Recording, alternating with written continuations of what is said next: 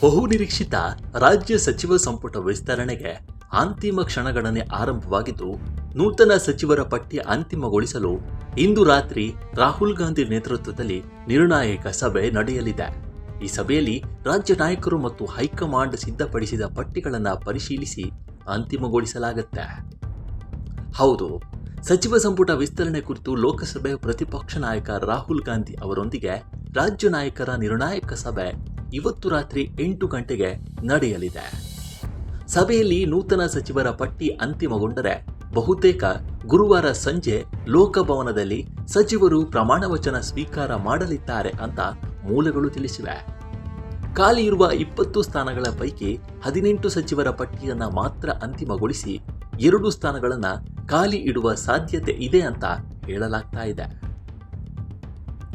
ಸಚಿವ ಸಂಪುಟ ವಿಸ್ತರಣೆ ಕುರಿತು ಚರ್ಚಿಸುವ ಸಲುವಾಗಿ ಮುಖ್ಯಮಂತ್ರಿ ಡಿ.ಕೆ. ಶಿವಕುಮಾರ್, ಮಾಜಿ ಮುಖ್ಯಮಂತ್ರಿ ಸಿದ್ದರಾಮಯ್ಯ ಹಾಗೂ ಕೆಪಿಸಿಸಿ ಅಧ್ಯಕ್ಷ ಬಿ.ಕೆ. ಹರಿಪ್ರಸಾದ್ ಅವರು ಸೋಮವಾರವೇ ದೆಹಲಿಗೆ ತಲುಪಿದ್ರು.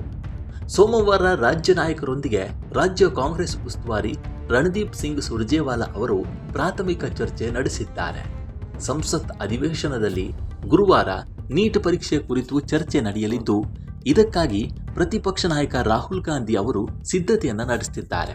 ಹೀಗಾಗಿ ಸೋಮವಾರ ಸಂಜೆ ಅವರು ರಾಜ್ಯ ನಾಯಕರ ಭೇಟಿಗೆ ಲಭ್ಯವಾಗಿರಲಿಲ್ಲ. ಇನ್ನು ಸಂಸತ್ ಹಿನ್ನೆಲೆಯಲ್ಲಿ ಮಂಗಳವಾರ ಅಂದರೆ ಇವತ್ತು ರಾತ್ರಿ 8 ಗಂಟೆಗೆ ಸಭೆ ನಿಗದಿ ಮಾಡಿದ್ದು, ಈ ವೇಳೆ ಪಟ್ಟಿ ಅಂತಿಮಗೊಳ್ಳುವ ಸಾಧ್ಯತೆ ಇದೆ.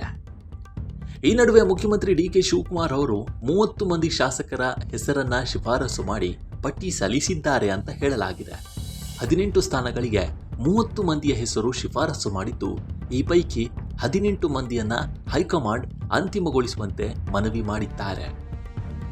ಅಲ್ಲದೆ ಈ ಪಟ್ಟಿಯಲ್ಲಿ ಇರುವ ಪ್ರತಿಯೊಬ್ಬರ ಬಗ್ಗೆಯೂ ಅವರನ್ನ ಏಕೆ ಸಚಿವರನ್ನಾಗಿ ಆಯ್ಕೆ ಮಾಡಲು ಶಿಫಾರಸು ಮಾಡಲಾಗ್ತಾ ಇದೆ ಎಂಬ ಬಗ್ಗೆ ಸವಿವರವಾಗಿ ಲಿಖಿತ ವಿವರಣೆಯನ್ನು ಸಲ್ಲಿಸಿದ್ದಾರೆ ಅಂತ ಮೂಲಗಳು ತಿಳಿಸಿವೆ. ಇನ್ನು ಸಿದ್ದರಾಮಯ್ಯ 7-8 ಮಂದಿಗೆ ಸಚಿವ ಸ್ಥಾನ ನೀಡುವಂತೆ ಪಟ್ಟು ಹಿಡಿದಿದ್ದು, ಇವತ್ತು ರಾತ್ರಿ ನಿಗದಿ ಆಗಿರುವ ಸಭೆಯಲ್ಲಿ ಅವರಿಗೆ ಯಾಕೆ ಸಚಿವ ಸ್ಥಾನ ನೀಡಬೇಕು ಎಂಬ ಬಗ್ಗೆ ಮೌಖಿಕವಾಗಿ ತಮ್ಮ ಅಭಿಪ್ರಾಯವನ್ನು ಸಲ್ಲಿಸುವ ಸಾಧ್ಯತೆ ಇದೆ.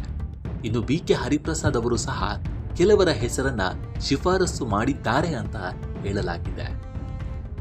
ಇದಲ್ಲದೆ ತಮ್ಮದೇ ಮೂಲಗಳಿಂದ ಸಂಗ್ರಹಿಸಿರುವ ಮಾಹಿತಿಯನ್ನು ಆಧರಿಸಿ ಹೈಕಮಾಂಡ್ ಸಹ ಸಚಿವರಾಗುವ ಅರ್ಹತೆ ಹೊಂದಿರುವವರ ಪಟ್ಟಿಯನ್ನ ಸಿದ್ಧಪಡಿಸಿಕೊಂಡಿದೆಯಂತೆ. ಈ ಪಟ್ಟಿ ಹಾಗೂ ರಾಜ್ಯ ನಾಯಕರು ನೀಡಿರುವ ಪಟ್ಟಿಯ ಜೊತೆಗೆ ತುಲನೆ ಮಾಡಿ ಅಂತಿಮ ಪಟ್ಟಿಯನ್ನ ಸಿದ್ಧಪಡಿಸುವ ಕಾರ್ಯ ಇವತ್ತು ರಾತ್ರಿ ನಡೆಯಲಿದೆ ಅಂತ ತಿಳಿದು ಬಂದಿದೆ.